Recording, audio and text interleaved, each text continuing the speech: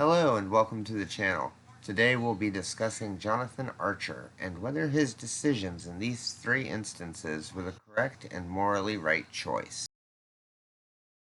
In this example, he has two tough choices to make. There are two species of humanoid on this planet, the Valachians and the Mank. The Valachians are going extinct. The Mank, however, do not suffer this affliction. Let's learn more about them before we continue, though. The Valachian and Mank housing is segregated. Like, really segregated. And on top of that, the Mank don't even get to choose where they live. The Valachians don't let them live where the land is fertile. As a result, the Mank are very dependent. The Valachians give them whatever they need: food, clothing, medicine. He says the Valachians are good to them.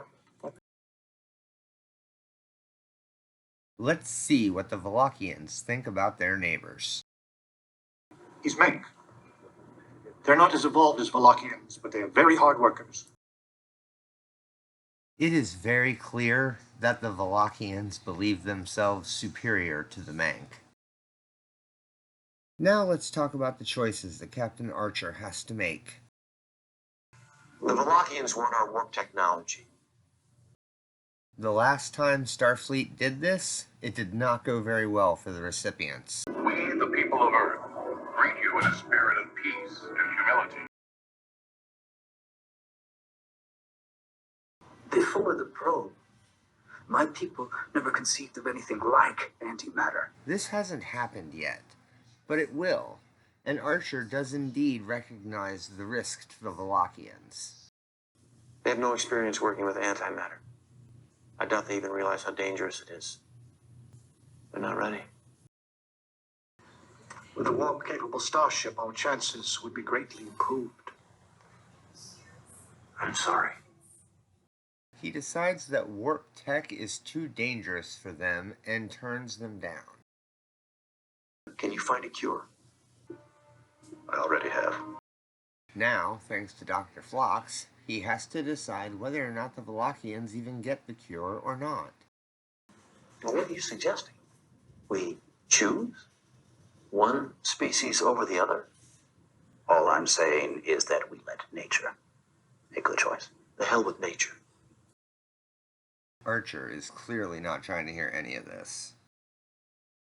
35,000 years ago, your species coexisted with other humanoids. Isn't that correct? What if an alien race had interfered and given the Neanderthals an evolutionary advantage?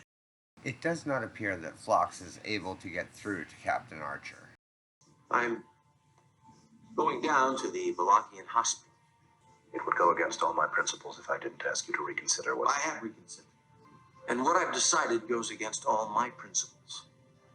In the end, though, Archer did realize that Phlox was correct. Phlox tells me this medicine will help ease the symptoms. At least he doesn't leave them completely high and dry. This will give you detailed instructions on how to synthesize more of the medicine.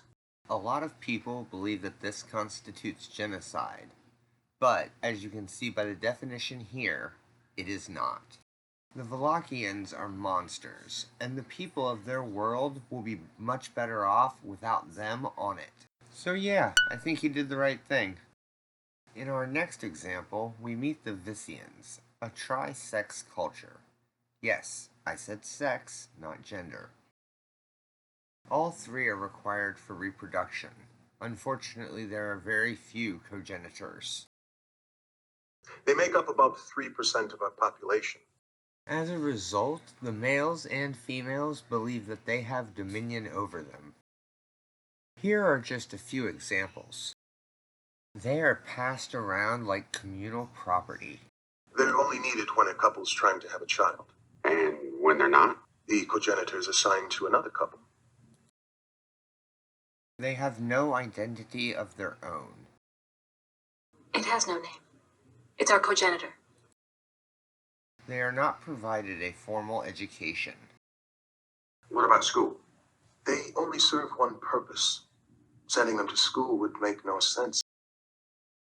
This one actually seems afraid to speak. Trip Tucker, welcome aboard. Hello. Having heard about these things firsthand, Chuck decides he's going to help. I brought you this. It'll teach you how to read. He laid the very first stone right there. You have the same rights to learn, to choose how you're going to live, to have a name. You could study all sorts of things. That may be true on your world, but not on mine. Despite them telling him to the contrary, Chuck continues to fill their head with dreams that they will never be able to realize. That's okay though, because the cogenitor has a plan. They won't help me. But you can. I want to stay here, please. I did exactly what you did, Captain. It's not like I had much choice. I wasn't going to. Would you excuse us, Sub-Commander? Don't tell me you know what I would have done when I don't even know what I would have done. Chuck seems to have forgotten how the chain of command works. I didn't think it would hurt to teach her how to read. Then you didn't think hard enough. We're out here to meet new species, not tell them what to do. Teaching her to read is no different than you giving them books or movies. Giving them books is a lot different than suggesting they defy their culture. Archer is correct. Sharing your culture is not the same thing as telling someone else that theirs is wrong. He asked me for the books. Did she ask you to teach her how to read? No, in fact, they told him it was a bad idea. Come with me. Trip said I have the same rights as they do. It's not our place to tell you what rights you have. I'm sorry. This, of course, does not lead to very good news. I was just told that the Vissian cogenitor died. How? Suicide trip. You know, for as mad as he was before, imagine how pissed off he has to be right now. It's my fault. I'm responsible. You're damn right you are. You've always been impulsive. Maybe this will teach you a lesson. Archer is correct in that this is all Chuck's fault, and if not for him, the cogenitor would still be alive. Last on our list today, we have Sim. After an explosion in engineering, Chuck finds himself in a little bit of a coma.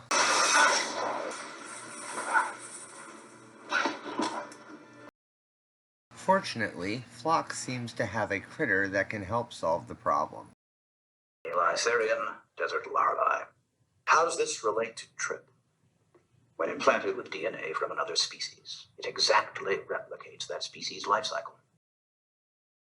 It sounds to me like Phlox wants to grow a brand new Chuck. It becomes a clone. Essentially, but one that is born, grows old, and dies in approximately 15 days. And you want to do this with Trip? To harvest its neural tissue for a transplant. So they're growing a new Chuck so that they can harvest its organs for the old Chuck. That doesn't sound very ethical to me. I can excise the tissue from the non-critical region, should be able to live out its normal lifespan. It's still messed up, but at least it's a little bit less objectionable now. There's been a development. I'm listening.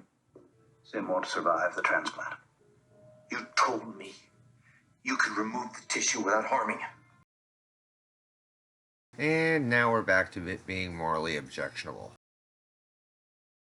I don't have to tell you what's at stake. I must complete this mission. And to do that, I need Trip. I'll take whatever steps necessary to save him. And then we find out just how far Archer is willing to go. Even if it means killing me. Even if it means killing you. In the end, Sim chose to sacrifice himself for the greater good, while Archer proved Quark to be 100% correct. Let me tell you something about humans, nephew. They're a wonderful, friendly people. But take away their creature comforts, put their lives in jeopardy over an extended period of time, and those same people will become as nasty as the most bloodthirsty Klingon. This is probably Archer's darkest moment in the series, so yeah, no.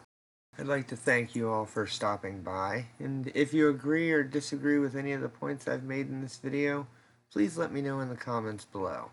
As always, please like, comment, and subscribe, and I will see you all next time.